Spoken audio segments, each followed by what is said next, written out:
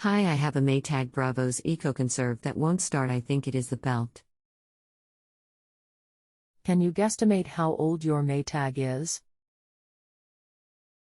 And just to clarify, what's the exact model? Motor MVW X600CO. Do you plan on doing the work yourself? I have no idea how old it is, maybe 3 to 5 years. My dad is going to do it. Anything else we should know to help you best? No, I think that is all. Hello. My name is. I'll be helping you with your appliance question today. Please wait a few moments while I review your question.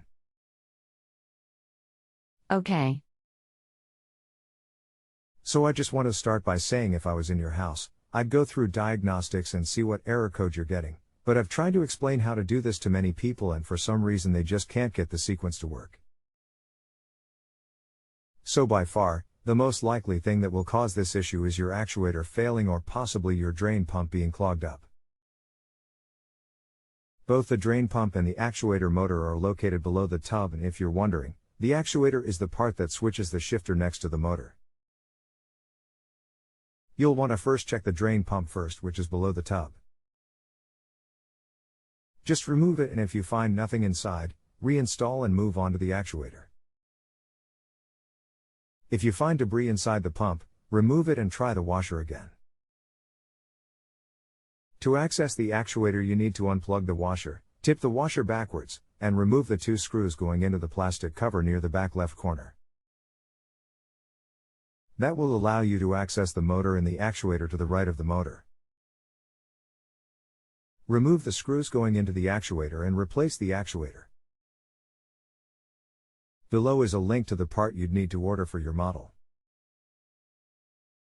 Click here for part, as well as video at bottom of link that shows you how to replace the part. Now, if you wanted to give it a shot and see if you can pull up an error code, here is the sequence you'll need to go through to display the error code. 1.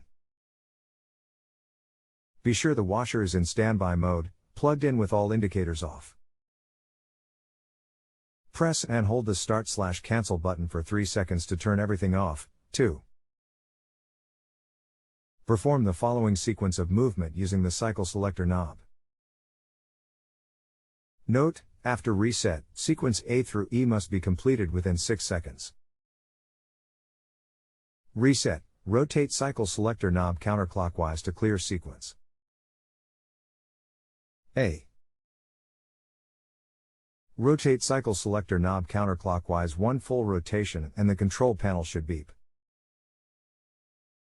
B. Rotate cycle selector knob clockwise 1 click and wait half a second. C.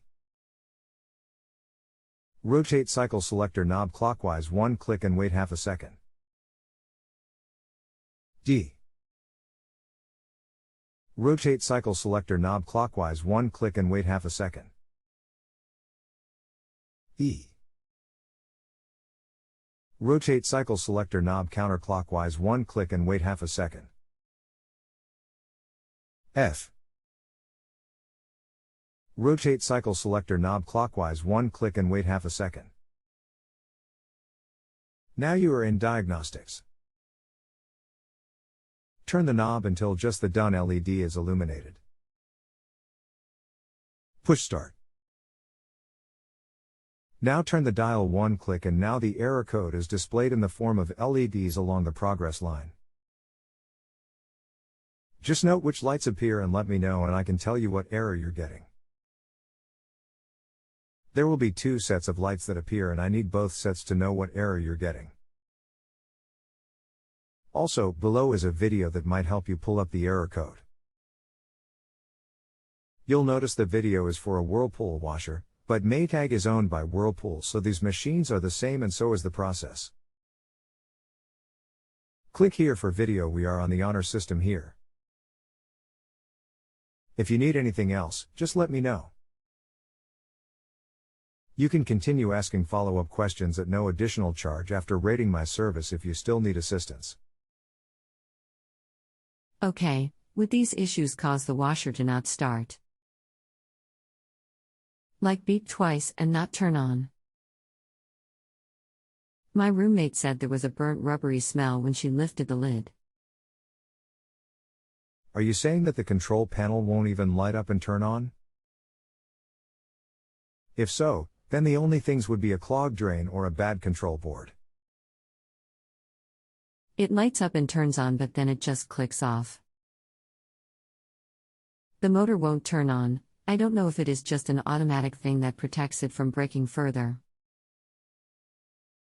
There is a whole lot of things that can cause that issue. You'd have to pull up an error code to know for sure, but it could be a drain pump, the actuator, the main motor, or the control board itself. Okay, I'm not home now.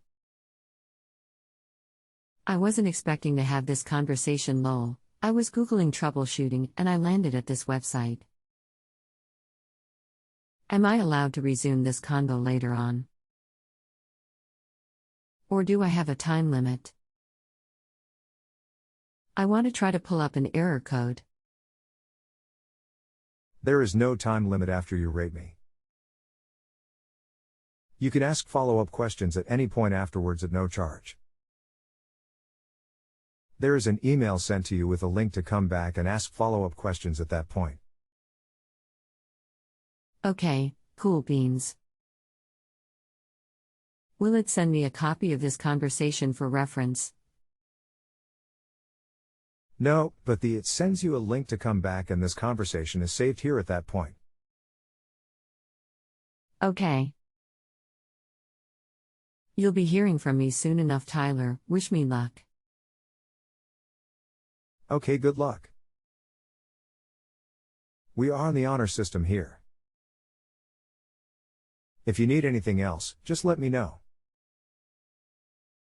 You can continue asking follow-up questions at no additional charge after rating my service if you still need assistance.